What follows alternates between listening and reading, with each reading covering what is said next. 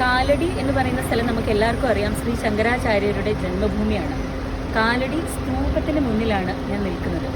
ഭഗവത്ഗീത കിഞ്ചിത് ഗീത, ഭഗവത്ഗീത കിഞ്ചിത് ഗീത, ഗംഗാജലവ കണികാ പീത, സകൃദപിയേന മുരാരി,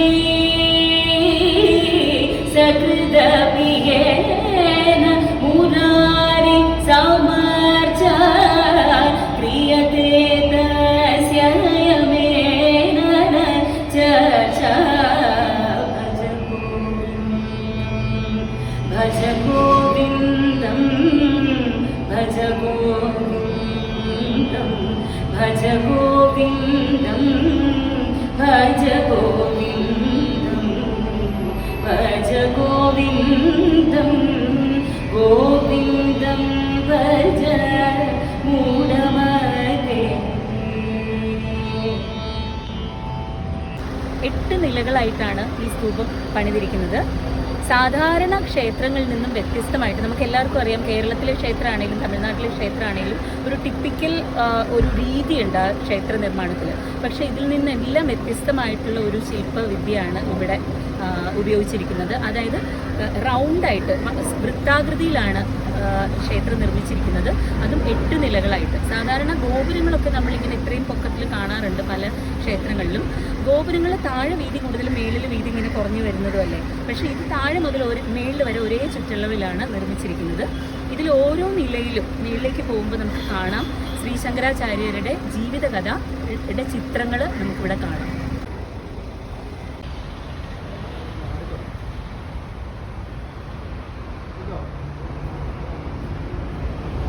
ഇത് കണ്ടോ, ഇങ്ങനെയാണ്, ഇതിന് ചുറ്റുമാണ് സ്റ്റെപ്സ്. വൃത്താകൃതിയിലാണ് ഈ സ്തൂപം. ഇങ്ങനെ മുകളിലേക്ക് കയറി പോവാം. ഈ 8 നിലകളിലേക്ക് ഇങ്ങനെ പോകുന്ന വഴിയിൽ ഭിത്തിയിൽ ശ്രീ ശങ്കരാചാര്യരുടെ ജീവിതത്തിലെ പ്രധാനപ്പെട്ട 50 ഇൻസിഡൻസ് ആണ് ചിത്രപ്പണികളായിട്ട് കൊത്തിവെച്ചിരിക്കുന്നത്.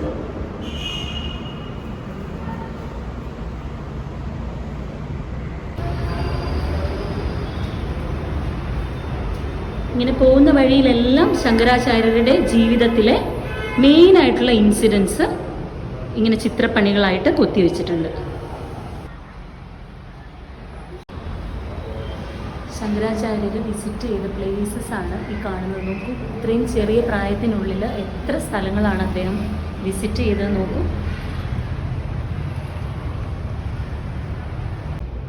ഇത് കണ്ടോ, ഇത് നിങ്ങൾക്ക് മനസ്സിലായി കാണുമല്ലോ അല്ലേ, എന്താണ്? അതായത് നെല്ലിക്ക ഭിക്ഷയായിട്ട് നൽകിയ സാധു സ്ത്രീയുടെ സംതൃപ്തനായിട്ട് മഹാലക്ഷ്മിയെ സ്തുതിച്ചുകൊണ്ട് കനകധാരാ സ്തോത്രം ശങ്കരാചാര്യര് ജപിക്കുകയാണ്. അപ്പൊ സ്വർണ്ണ നെല്ലിക്ക പൊഴിയുന്നു മുകളിൽ നിന്ന്. ഈ വീട് ഇവിടെ എറണാകുളത്തുണ്ട്. സ്വർണ്ണത്ത് മന എന്നാണ് പറയുന്നത്. ഞാൻ അവിടെ പോയിട്ടുണ്ട്.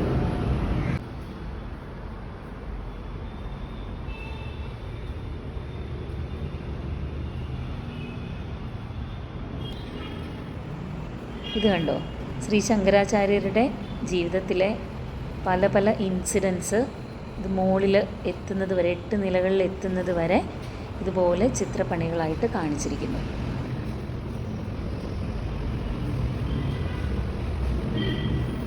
ശങ്കരാചാര്യ പാദുക മണ്ഡപം എന്നുകൂടി ഇതിന് പേരുണ്ട്. കാരണം ശങ്കരാചാര്യരുടെ പാദുകങ്ങളാണ് ഇവിടെ പൂജിക്കുന്നത്.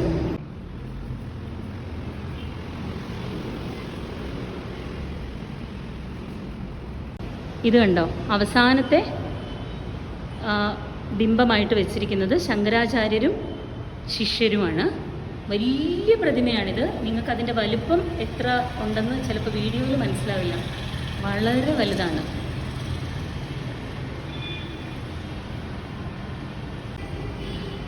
സർവമതസ്ഥർ, രാജാക്കന്മാർ, പണ്ഡിതന്മാർ മുതലായവരുടെ അതിമതത്തോടെ ശ്രീ ശങ്കരാചാര്യർ സർവജ്ഞ പീഠാരോഹണം ചെയ്യുന്നു. ഇതാണ് 50ാമത്തെ ചിത്രം. എല്ലാ ചിത്രങ്ങളും ഒന്നും വിശദമായിട്ട് കാണിക്കാൻ സാധിച്ചിട്ടില്ല. ഇതൊരു ചെറിയ വീഡിയോ ആണ്.